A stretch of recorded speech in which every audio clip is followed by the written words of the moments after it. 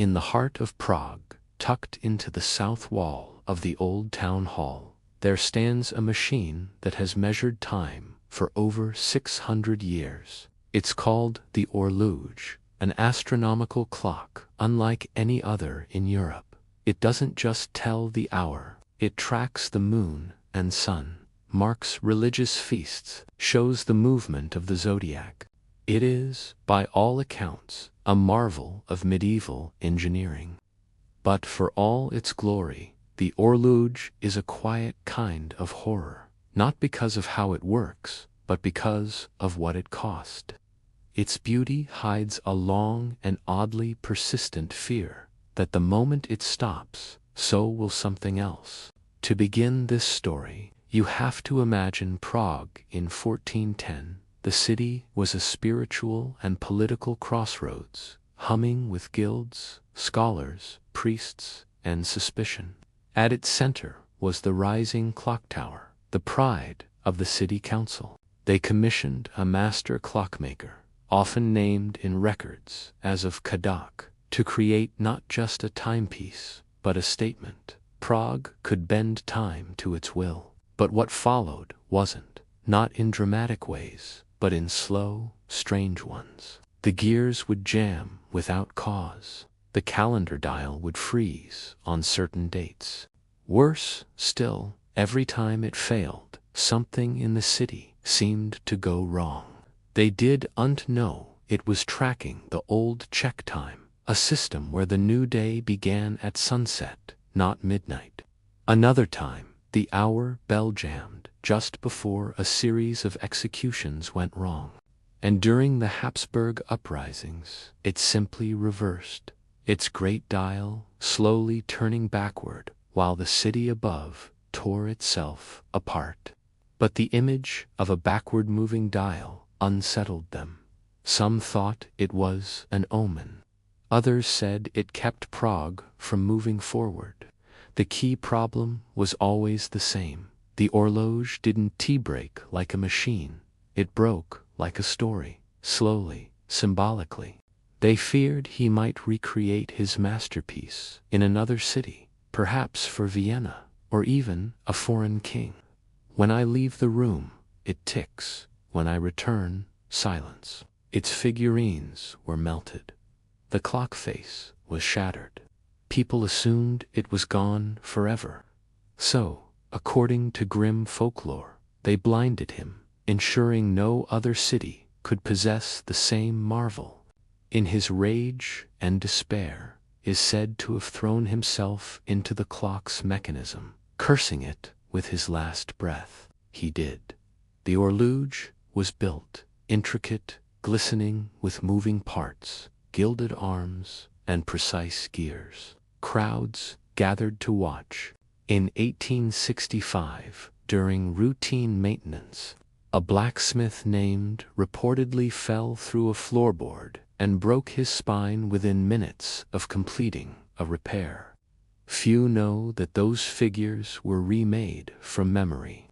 Few realize the mechanism inside still contains pieces from 5 centuries ago, including one backward-turning wheel whose purpose no modern engineer has ever fully explained. Locals muttered that he had reset the hour that wasn't meant to be touched. In technical manuals and restoration ledgers, the Orloj is treated as any other gear-based mechanism. A marvel of medieval design, but ultimately just bronze and brass. But residents who live nearby, the ones who don't talk to visitors, will tell you, and yet, it's never fully trusted. It was unlike anything Europe had seen. And that once, during the winter of 1968, when Soviet tanks filled the streets, the clock stopped ticking for 3 days. But what matters in Prague is not whether something happened. No one reported it. No one touched it. On the 4th day, it resumed, and nothing was ever said. But from the very beginning, the clock was misunderstood. Locals whispered about the wheel that seemed to spin counterclockwise. Over time, the Orloj took on layers of myth, and that is where its story darkens. One version of the tale says that after completed the clock, the city councilors grew paranoid. That may be legend. By the late 15th century, the Orloj began to fail. One year, it stopped just as a plague ship was docking on the Vltava River. Engineers came and went. Some repaired it successfully for decades, others left it worse than they found it. One 17th-century clocksmith named Carroll recorded in his personal notebook, "The device is not broken, yet it resists. The parts align, yet it will not move." Another entry, in faded ink, reads, "I fear it knows when it is being watched." Of course, such ideas don't hold up in daylight. Every major restorer, from the Renaissance to the 20th century, has documented periods of unaccountable malfunction. In 1945, during the final days of World War II, German forces shelled the old town hall. The Orloj burned, but within months it was rebuilt. It had to be, because by then Prague had begun to believe what earlier generations only feared, that when the Orloj stops, the city becomes unmoored. Tourists today crowd the square at the top of every hour, waiting to see the apostles appear in the clock's two small windows, and sometimes, just sometimes, the bell chimes twice. It's not noted in guides. You won't find it in tourist videos. If you hear the bell strike 13, do not look at the clock, just wait. It will pass. They say the clock holds memories, that it does not like to be ignored. Is that true? Probably not. What matters is that it could have. And if a city places all its centuries of power, trauma, and superstition into one ticking device, what happens when it ticks the wrong way? You can look at the Orloj as a machine, or you can look at it as a mirror, one that reflects Prague's long memory in bronze, wood, and silent rhythm. It was, according to minutes from the city council, about stability. The people must not feel their time is broken, one official wrote. They must see the hands move. The surviving figurines had lost their eyes, their painted lips scorched black. Engineers sourced surviving sketches, scaled drawings, even descriptions from 19th-century postcards. One craftsman, Joseph Sadiv, led the delicate work of reconstructing the apostles. His notes survive in the Prague archives. When the old town hall was rebuilt after World War II, the decision to restore the astronomical clock wasn't just about heritage. There was no room for superstition, but privately it was clear. The Orloj resisted tampering, but the restoration did not go smoothly. Parts were missing, melted in the fire. Others were warped, unreadable. Another lost 2 fingertips to a gear, though he had worked around clockworks for 20 years. But records kept by the tower's custodians, the quiet maintenance staff who worked behind the clock face, reveal a pattern. The dial has shifted backward only in certain years. One entry from March 1946 reads, "Every time I carve a new face, the bell tolls unexpectedly. It is not my imagination. The tower seems to exhale." Others on the project spoke of a strange fatigue.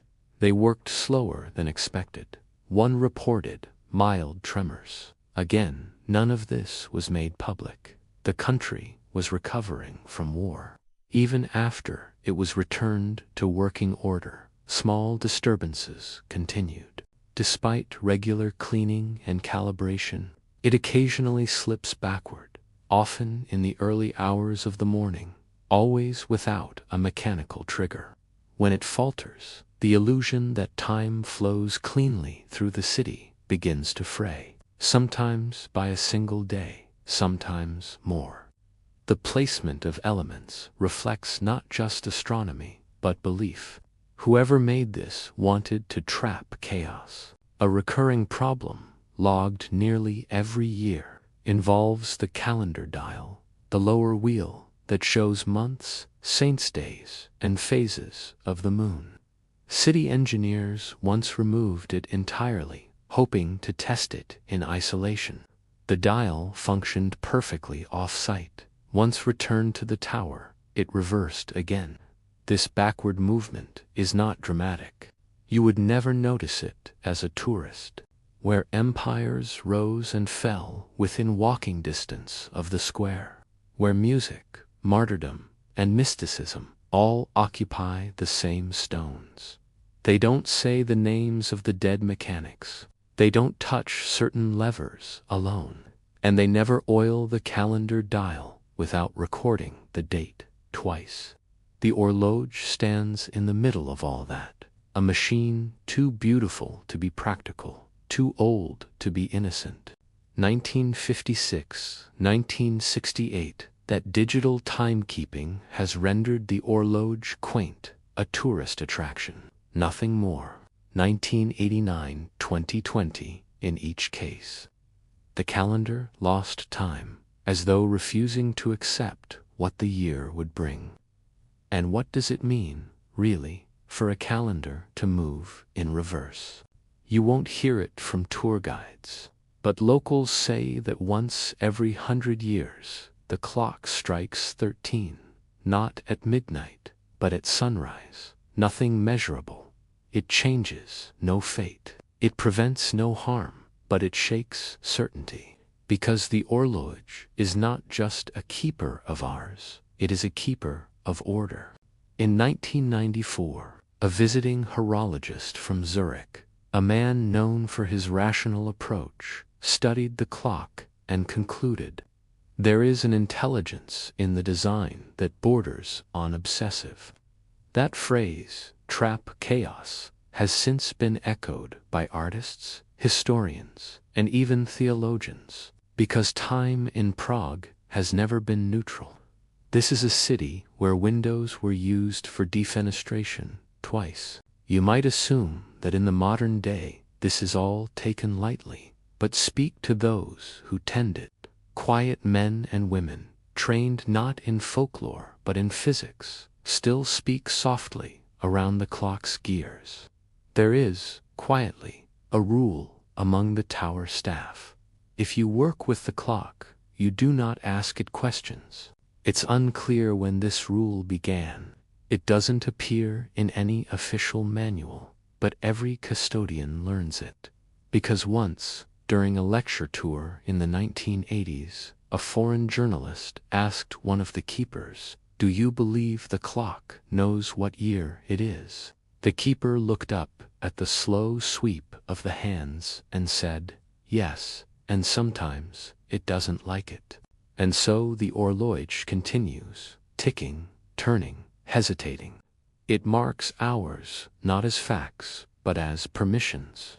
And in Prague, time is not a stream. It is a loop, sometimes backward, sometimes still, always watching.